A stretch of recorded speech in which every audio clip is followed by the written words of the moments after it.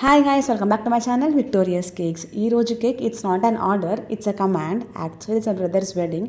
So అన్న ఏం చెప్పాడంటే నువ్వు కన్ఫామ్గా నా వెడ్డింగ్కి కేక్ చేయాలి అని. అండ్ ఆల్సో చెల్లమ్మ చేసిందంటే యూనిక్గా ఉండాలని కూడా చెప్పాడనమాట. As it is special day, we have to follow his command, right? Pinterestలో చాలా సర్చ్ చేశాను కేక్ డిజైన్ కోసం అండ్ నాకు ఒకటి బాగా నచ్చింది. సో అది నేను రిఫరెన్స్గా తీసుకుని చేశాను కేక్. స్ట్రాబెరీ ఫ్లేవర్ ఎగ్లెస్ చేశాను. బాటమ్ టియర్ వచ్చేసి 1.5 kg 8" టిన్లో బేక్ చేసుకున్నాను.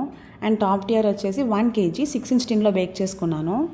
యాక్చువల్లీ నేను చూసిన రిఫరెన్స్ పిక్లో మధ్యలో స్పేసర్ అనేది ఇంక్లూడ్ అయ్యలేదు.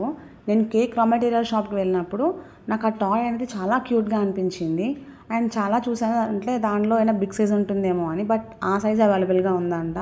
నాకు ఎందుకో చాలా క్యూట్గా అనిపించి నేను ఇంక ఈ టాయ్ తీసుకుని ఇది సెట్ చేశాను స్పేసర్లో.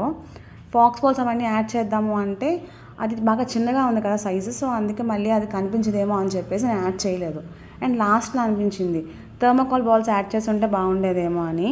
అది నాకు లాస్ట్ మూమెంట్లో గుర్తొచ్చింది అండ్ అప్పుడు టైం లేదు. అండ్ సో అందుకని చెప్పేసి నేను ఇంకా అవైలబుల్గా లేక అవి యూస్ చేయలేదు. బట్ యూస్ చేసి ఉంటే ఇంకా బాగుండేదేమో. రిఫరెన్స్ పిక్లో ఉన్నట్టు సింపుల్గా చేశాను కేక్ అనేది, బట్ నాకు ఎందుకో చాలా సింపుల్ అయిపోయింది అనిపించింది. సో అందుకని చెప్పేసి నేను బార్డర్ అనేది యాడ్ చేసుకున్నాను. అయినా ఇంకా సింపుల్గా అనిపించింది. అందుకే నేను మళ్ళీ హార్ట్ షేప్స్ అనేవి యాడ్ చేశాను.